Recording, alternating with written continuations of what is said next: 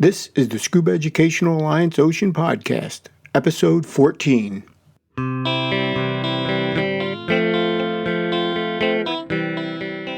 The Scuba Educational Alliance Ocean Podcast is a bi-weekly podcast dedicated to the world of scuba diving, ocean health, sustainability, and fostering a new generation of ocean stewards through diving education.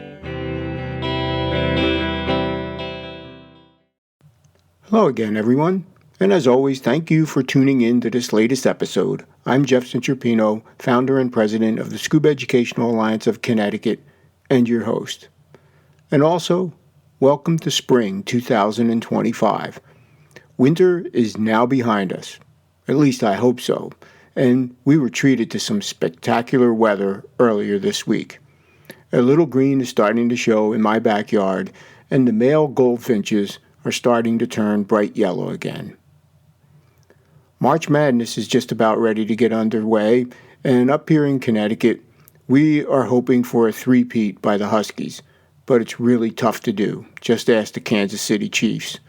Another sure sign of spring is that Major League Baseball returns next week.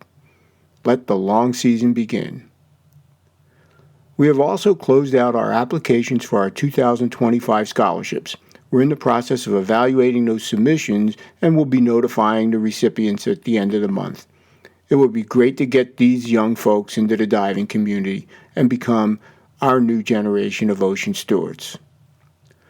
Now, I just got back from the Boston Sea Rovers annual show last weekend, and for my feature update today, I'm going to talk a little bit about a recap of the Boston Sea Rovers show. But up first is Sea State, with some news and information updates.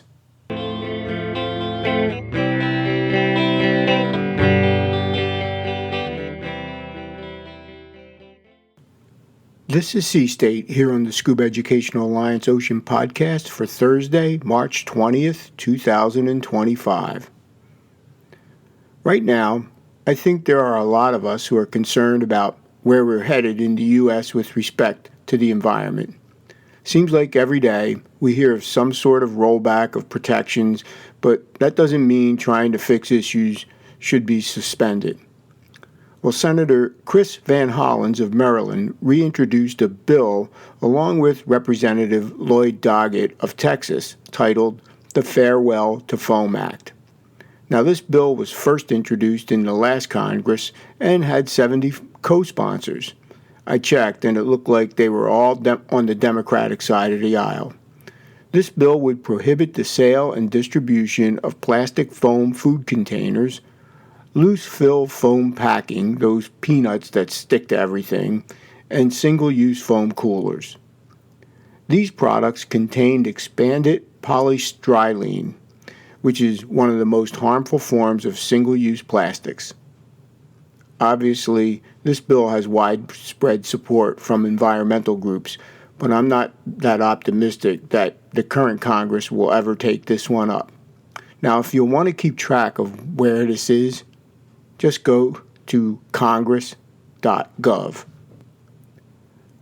Now, if you're into learning about sharks, staying up to date on the latest shark research and news, then you might want to check out the Shark News newsletter. This newsletter comes from the IUCN SSC Shark Specialty Group. Now, that is the International Union for Conservation of Nature Species Survival Commission. The latest edition is from January 2025, and it is their 11th publication. Newsletters are usually pretty short, but this one is a massive 234 pages.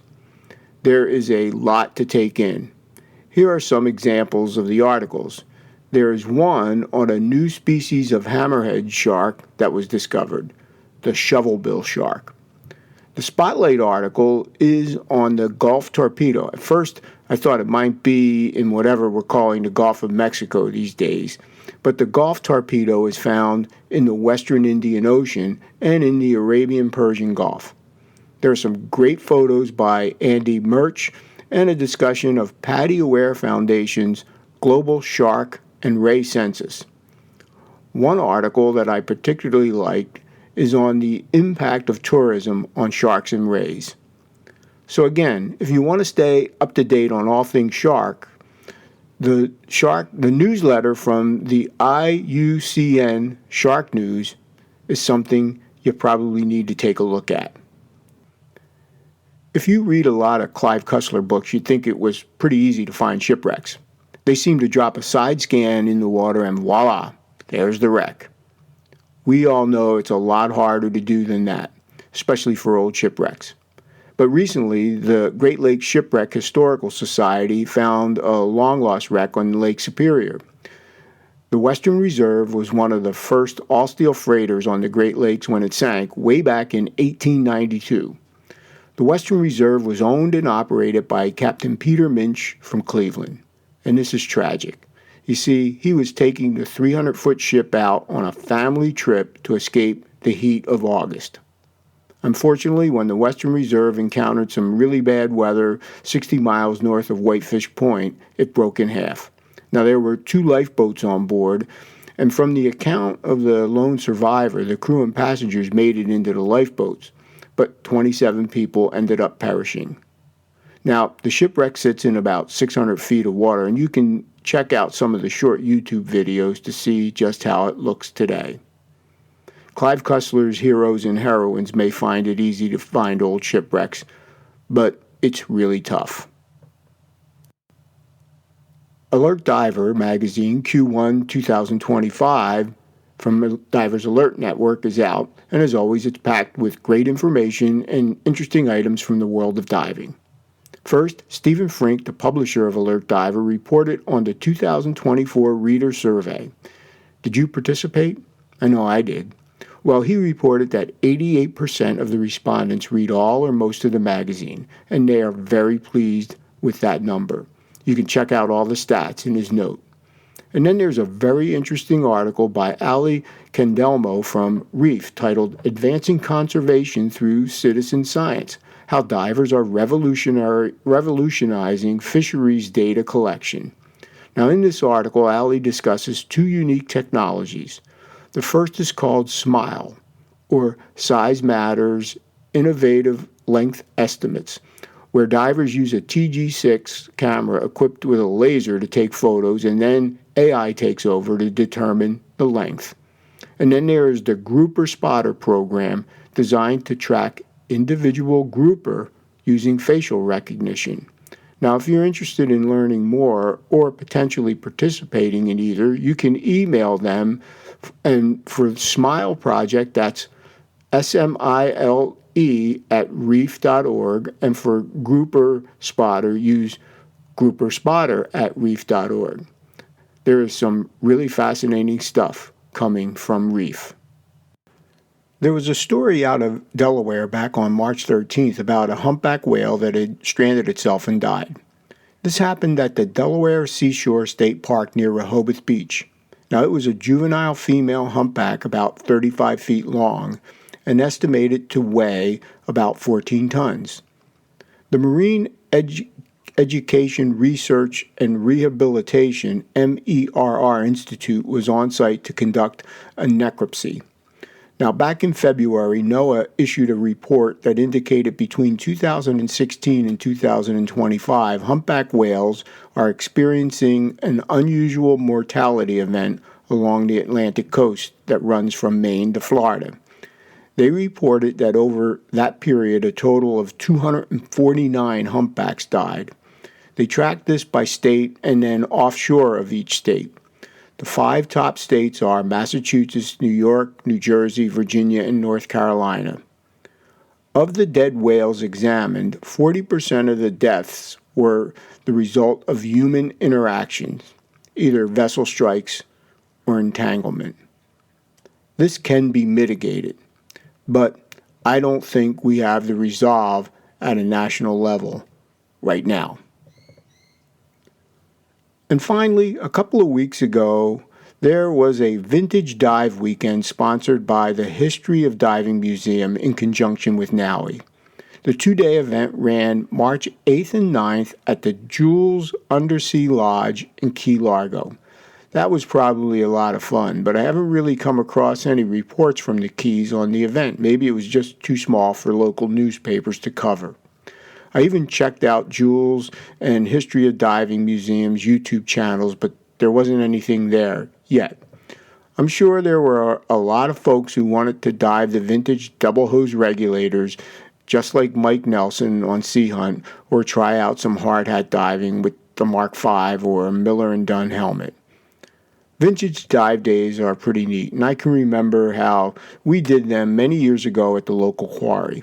Hopefully this year was a success and that there will be more on the horizon.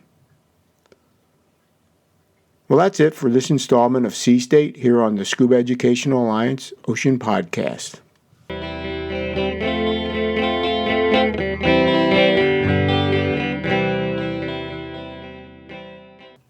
One of the sure signs that spring is almost here and it's time to get back into diving here in New England is the Boston Sea Rovers annual show. This year, the clinic celebrated its 71st event, having conducted the first show way back in 1954. So the show's just a little older than I am. Longevity for an all-volunteer organization like the Sea Rovers is pretty impressive, and I have been fortunate to be a part of that volunteer force for several years now. It is truly rewarding experience to be involved with a dedicated group of individuals. As we who are part of the scuba diving world know, it is a niche adventure. So few people get to experience the underwater world, and having dive shows and events like the Boston Sea Rovers is so very important to fan the flames of people to not only continue to be enthusiastic about the underwater world, but build the next generation of divers who will be out there protecting and defending the oceans of the world. So today, I want to take you through a recap of the Boston Sea Rovers show that just wrapped up. Now, this show is billed as a 2-day event that runs on Saturday and Sunday, but it really kicks off on Friday. Friday is the traditional date of the public safety workshop that draws public safety divers from across the Northeast for presentations and in-water sessions.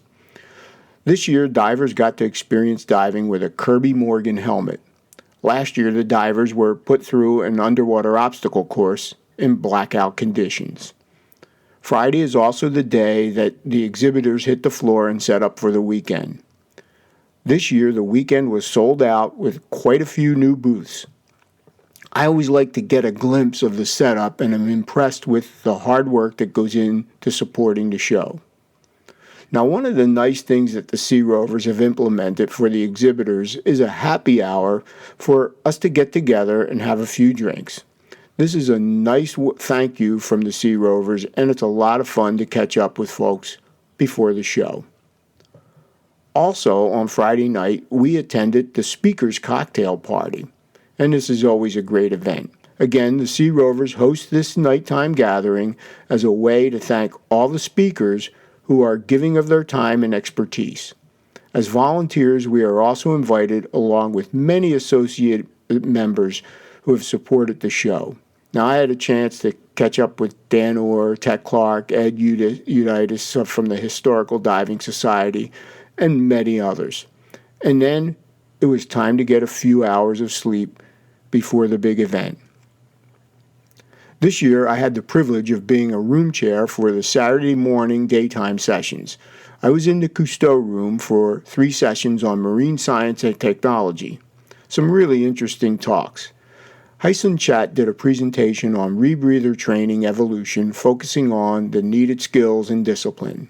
And then Derek Abbey did an absolutely riveting presentation on the work being done by Project Recover and their efforts to research, search, document, and recover missing in action U.S. service members around the world. You really should check out projectrecover.org. My room chair assignment wrapped up with a fantastic video from Paul Cater Deaton titled Return to Nemo's Garden. From the Italian Riviera till Gilboa Quarry in Ohio, growing terrestrial crops underwater is happening. His stunning images of Italy make you want to hop on a plane and get over there. Now, over the weekend, there were 39 individual sessions, so it makes for some hard choices because they are just so darn interesting. What I have found is that many of the presenters have followings, and folks really seek out those sessions. After a long day of daytime sessions and visiting the exhibit floor, it was time to get ready for the premiere event, the Saturday Evening International Film Festival. Everyone looks forward to this one, and they line up well in advance of the doors opening to snag a great seat. Now, Donna and I headed down around 35 minutes before the doors opened and found the line stretched almost to the lobby of the hotel. It was pretty deep, and the crowd was not disappointed this year. Nancy McGee, who is a member of the Women's Divers Hall of Fame and Explorers Club Fellow, served as the Master of Ceremonies for the evening. Funny how small the diving community really is. And when we were at the Atlantis Resort in the Philippines in October 2023, I was wearing a Boston Sea Rovers t-shirt, and I heard a voice from behind me say, "Boston Sea Rovers, what are you doing here?" I turned around, and it was Nancy. Small world indeed. We were treated to some great video work by Hergen Spalink, Chang, Jennifer Selloitti, Rose Darlymple, and Cristian Dimitrius. And then there was the special surprise presentation by Dr. Bob Ballard and his work with the EV Nautilus and the Ocean Exploration Trust. What a bonus. Everyone I talked to thought this was one of the best film festivals in a long time. There is also an intimacy about the Sea Rover show. After the film festival, everyone is invited next door to a Meet the Speakers party. You can chat with any of the presenters and many of the leaders in the dive industry. We wrapped up a very busy day and got some rest before Sunday's finale. As a volunteer with the Boston Sea Rovers, we have various assignments over the weekend. As I mentioned on Saturday, I served as a room chair. On Sunday morning, I was at the ticket booth for a shift before heading over to the information desk. After grabbing a quick lunch, we had some time to spin around the exhibit floor and then head over to see Dr. Greg Scolmo's presentation on Jaws, Fact or Fiction. As I said, there are many presenters who have a following, and Greg's session was standing room only. His session was sort of a Mythbusters routine as he applied actual science to facts from various scenes of the movie. It was really entertaining. The show officially wrapped up at 4 p.m. on Sunday, but our work wasn't done yet. Like the many exhibitors, we also had to break down and pack up all the gear needed to put on the event. Funny how it takes a day to put everything up, but when it's time to go after a long weekend, we hustle to get all the equipment boxed up, loaded into the vans, and trucked over to the storage unit. And then it was time to head home. We live about 2 hours from Danvers, and luckily we made it home just before it got dark. That's one benefit of daylight savings time. And we got home just ahead of the big rainstorm. Now, dive shows like the Boston Sea Rovers are critical to the dive industry, and they serve as a reminder that we are a social sport, and we need to meet with all the stakeholders in the diving community. And what was very encouraging at this show was the number of younger participants eager to learn and interact with some of the legends of the dive industry. So be on the lookout for a dive show in your area or hook up with a local dive club, and let's keep growing the community with a new generation.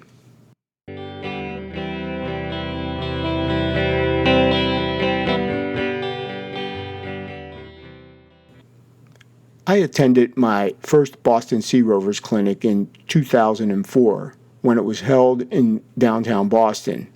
And then I started volunteering with the Sea Rovers in 2018. Being a part of this community has been incredibly rewarding.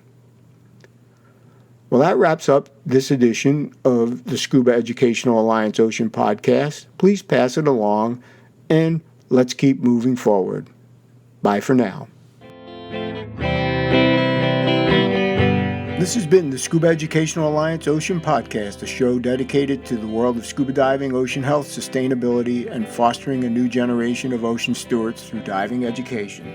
Talk to you again real soon.